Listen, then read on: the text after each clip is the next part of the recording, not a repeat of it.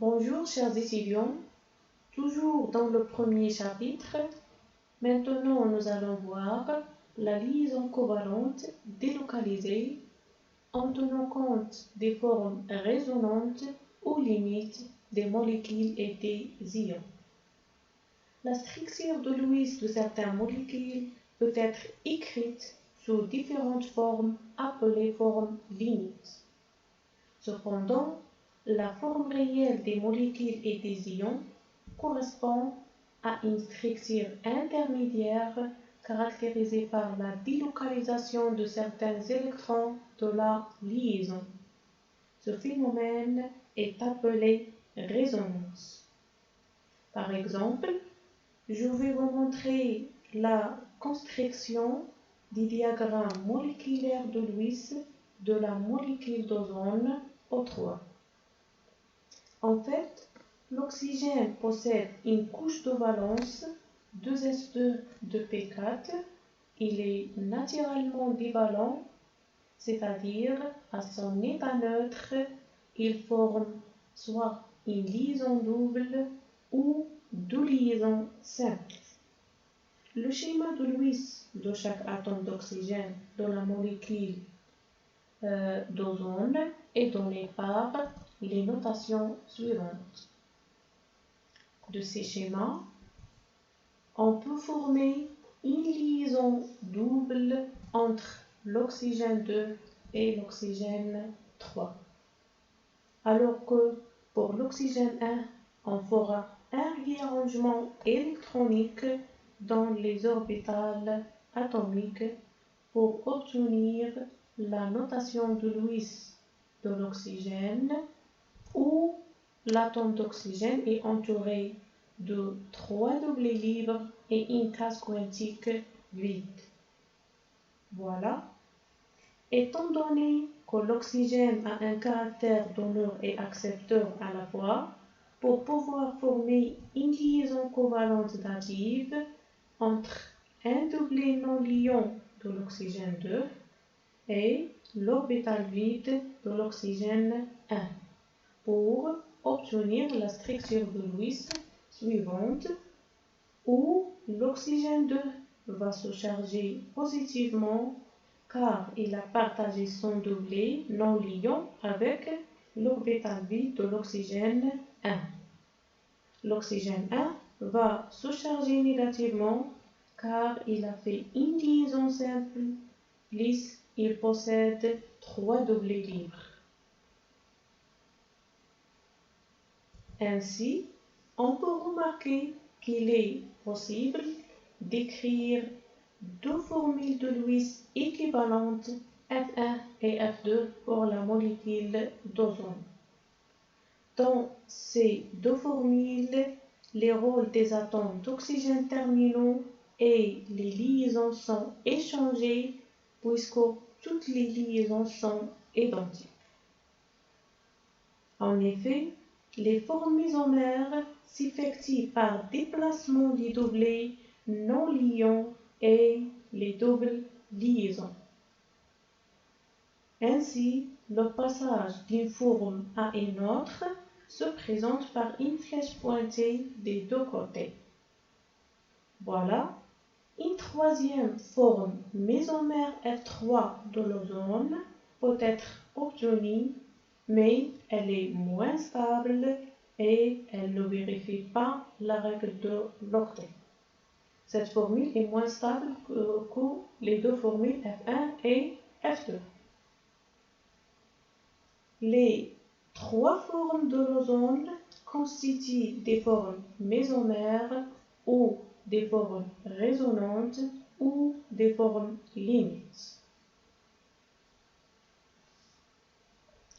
Le nombre des formes mésomères peut être limité par un calcul en se basant sur la structure de Lewis de la molécule.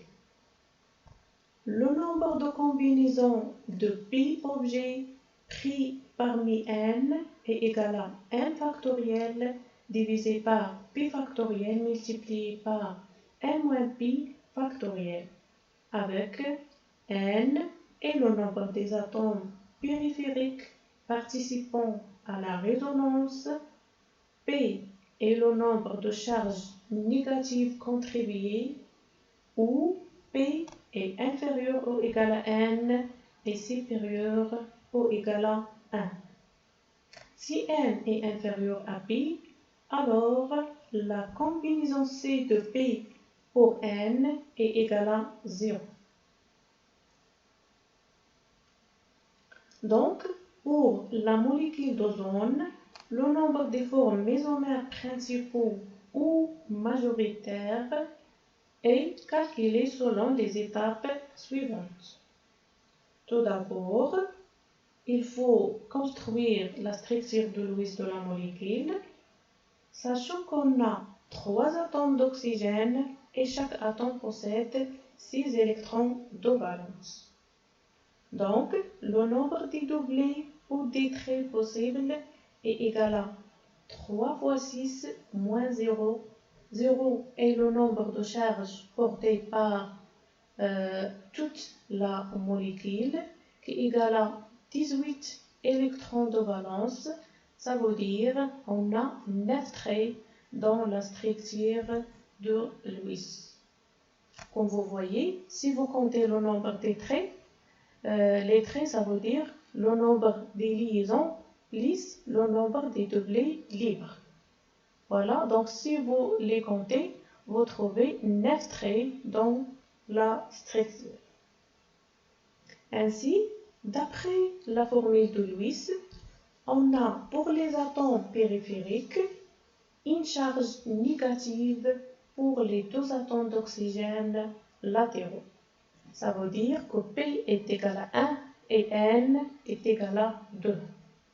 Donc, le nombre de combinaisons d'une charge négative pris par les 2 atomes d'oxygène périphériques est égal à 2. Ça veut dire que la molécule d'ozone possède 2 mésomères principales et stables. En plus, un autre exemple de la molécule HNO2 sera expliqué. D'après la structure de Lewis, on voit que la molécule possède une seule charge négative, c'est-à-dire P est égal à 1. Et cette charge peut être attribuée pour les 2 atomes d'oxygène participant à la résonance, c'est-à-dire N est égal à 2. Donc, le calcul des nombres de résonance donne 2 formes limites pour la molécule HNO2, qui sont obtenues par délocalisation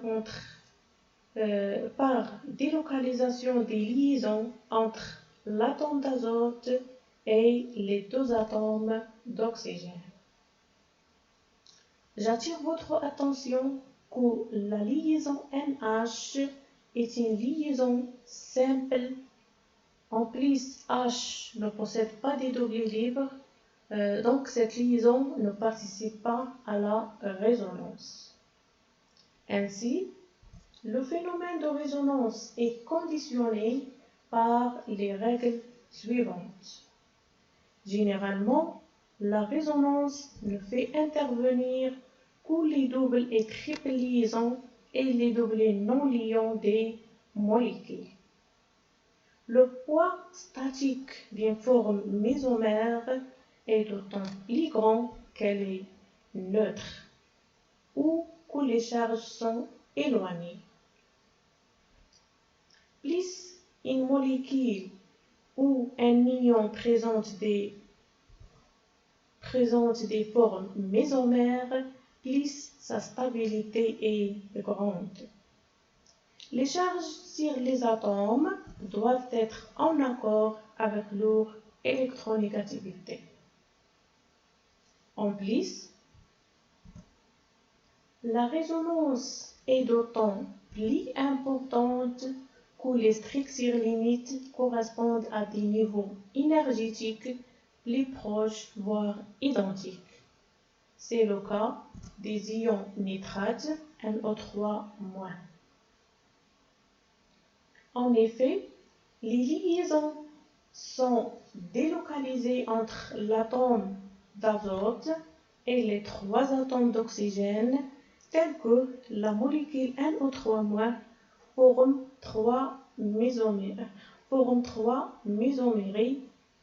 par la délocalisation des liaisons doubles et des doublés libres. En récapitulant, pour faciliter la représentation des molécules avec le schéma de Lewis moléculaire, il faut suivre les étapes suivantes. Établir la configuration électronique de chaque atome, déterminer les électrons de valence de chaque atome, représenter les électrons de valence dans les cases quantiques pour tous les atomes, sous les électrons de valence qui participent dans la formation des liaisons, établir la notation de Lewis pour chaque atome. Ainsi, identifier l'atome central, il est généralement précisé ou est souligné. Dans le cas contraire, on prendrait celui qui présente le centre de la molécule. Si on ne peut pas l'identifier, on prendra celui qui possède le plus grand nombre d'électrons célibataires. Si 2 atomes possèdent le même nombre d'électrons de valence, l'atome central sera celui le moins électronégatif.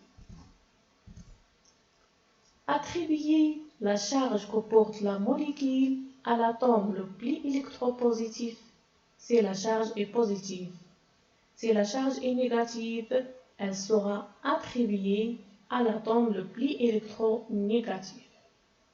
Établir les liaisons entre l'atome central et les atomes latéraux. Construire le schéma de Lewis et finalement vérifier la règle de l'octet. Il est possible que certaines molécules présentent plusieurs formules de Lewis équivalentes, dites mésomères. Malgré son utilisation, la représentation de Lewis des molécules et des ions ne permet pas de prévoir la géométrie de la molécule. Ainsi, l'angle valentiel est égal à 180 degrés dans le dioxyde de carbone CO2, alors que dans la molécule H2O, l'angle valentiel HOH est de 104 degrés. De justifier l'existence des moments dipolaires et d'expliquer les propriétés magnétiques des molécules. D'expliquer la liaison à un électron de certaines molécules, par exemple H2+ et la molécule NO. Ainsi, de calculer les énergies de liaison. Voilà. Je vous souhaite un bon apprentissage et merci.